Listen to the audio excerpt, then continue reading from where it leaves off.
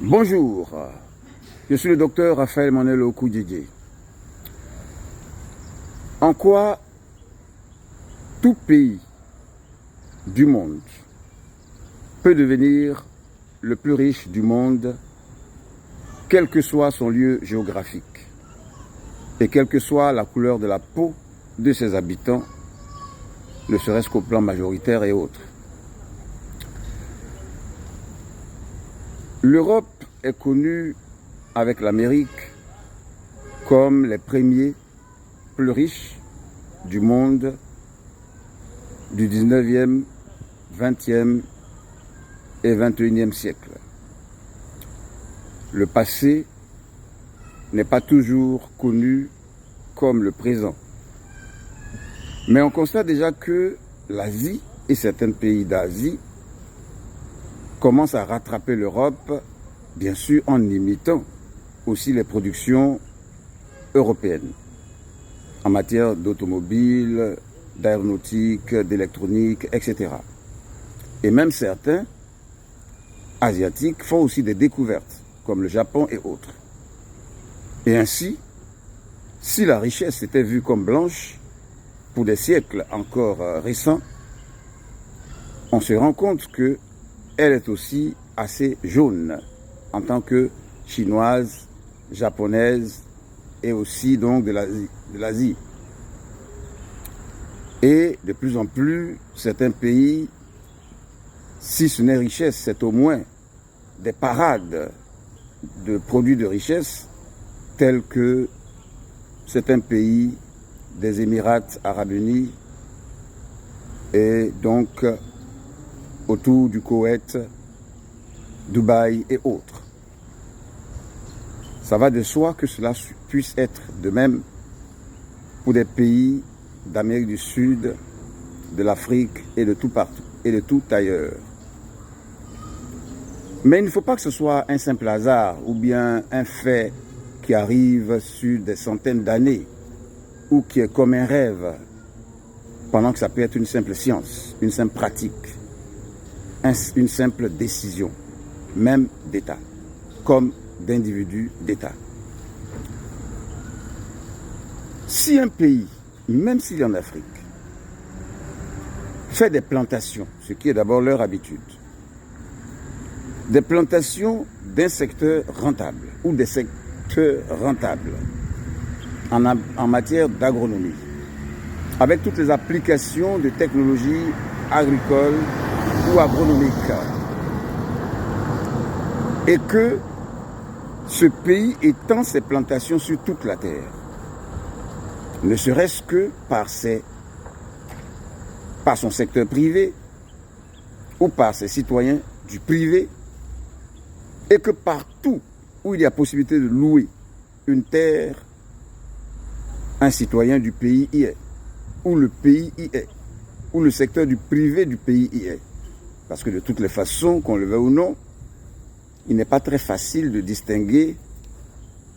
le secteur purement public d'un pays et de son secteur privé, encore qu'aujourd'hui, il y a bien des pays qui, quoi qu'on dise, financent bien sûr le privé et existent en privé en plusieurs lieux du monde. Et celui qui veut peut-être rester au catéchisme, je dirais, des définitions de l'État, de type non-entreprenant ou non-affairiste ou autre, verra bien que d'autres le feront sans s'occuper d'eux. Encore qu'aujourd'hui, même le principe de la démocratie qu'on veut imposer au monde entier, il y a déjà des pays asiatiques et autres qui finissent par dire non, totalement non. Surtout si le chef de l'État du pays ne se sent pas volontaire à laisser sa place à un autre. Donc, chacun parle aujourd'hui d'une redéfinition de la démocratie ou simplement d'un recours aussi à des habitudes régionales en tant que telles. C'est le cas de la Chine, le cas de la Russie et même de plusieurs pays du monde. Et chacun a aussi son nombre de sa constitution. Et chaque pays en est libre. qui fait donc que ce n'est pas le domaine de la définition de l'État comme étant un État gendarme et n'étant pas un État d'entreprise ou de création d'activités économiques qui sera forcément respecté par certaines personnes. Donc, supposons simplement qu'il y a quand même des agents du simple privé et des agents de l'État et autres. Alors, si le pays, ne serait-ce que les plantations qu'il sait faire, étend sa plantation sur toute la terre, encore que cette plantation n'est même pas étendue sur tout le pays, encore qu'il y a beaucoup de chômeurs et de sans-emploi et autres qui ne décident pas de faire de plantation ou qu'on n'enrôle pas en domaine de plantation comme service d'entreprise, de sociétés privées et autres, et finalement la terre chôme et, je dirais, l'économie dort d'une façon ou d'une autre. Mais si une décision est faite, est dite, et que une plantation, par exemple du chou qui donne 10 millions de francs en 3 mois, ou du blé, ou autre, et qui s'étend sur toute la terre, ça va déjà de soi que ces plantations étendues sur toute la terre vaut même mieux que le pétrole, parce que le pétrole ne s'étend pas à ce point, à une telle distance de profondeur. Et sachez déjà que même une bouteille d'eau minérale de 500 francs, souvent près d'1 litre, fait presque le même prix de bouteilles de pétrole à 500 francs dans les pays comme le Togo, le Bénin, le Nigeria et autres, et même surtout dans les pays producteurs. Donc, c'est le cas, au cas où, bien sûr, ce pays a une économie faible ou est suffisamment productrice de certaines choses. Et même, et vous voyez en même temps que le sachet de riz thaïlandais ou chinois qui coûte près de 1000 francs ou au moins 700 francs est souvent plus cher qu'1 litre de pétrole ou d'essence ou de gasoil. Pour dire qu'il ne suffit pas d'avoir le pétrole pour être le plus riche du monde, puisque des produits de plantation ou d'agriculture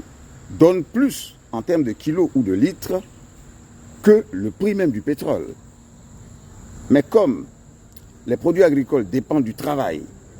alors que le pétrole dépend presque du ramassage ou de l'extraction, et comme l'homme est beaucoup plus paresseux, on donne l'impression que le pétrole, le découvrir, c'est déjà découvrir une richesse. Mais au-delà de découvrir des richesses, on peut les produire. Et étendre une plantation sur le plan mondial, de tout lieu où on peut avoir une terre à louer, c'est avoir une économie qui est déjà telle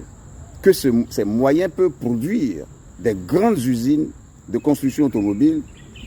donc des constructions de voitures, de construction des avions, des constructions de bateaux et autres. Parce que la richesse que donne une plantation étendue sur toute la terre et même sur tout un continent, et qui vont se muter en d'autres entreprises créées par les premiers revenus en matière de transport et autres, bien sûr, vous saurez simplement que tout pays qui étend un domaine d'activité de son ministère gouvernemental sur toute la terre a déjà les moyens énormes, même de l'ensemble des activités économiques d'un pays, mais qui se limitent au pays. Alors maintenant, s'il y a autour de 40 ou 50 ou 20 secteurs économiques de richesse distribués à des gouvernants ou à des ministres, et que chaque ministère étend ses activités publiques et privées sur toute la terre, c'est-à-dire l'agriculture couvre la terre entière, l'élevage couvre la terre entière, la production halieutique couvre la terre entière, la production minière fait ses recherches et ses raffineries sur toute la terre, et que les 50 secteurs d'entreprise les plus rentables du monde dont nous parlons se trouvent étendus sur toute la terre, c'est sûr que ce pays, même s'il est en Afrique, il devient le plus riche du monde, parce que l'extraction de toutes les richesses du monde vers ce pays élève des immeubles et crée des routes et des choses que même l'Amérique n'aura pas. Mon téléphone 00225 07 78 78 41 30, Dr Okudjeje. Merci.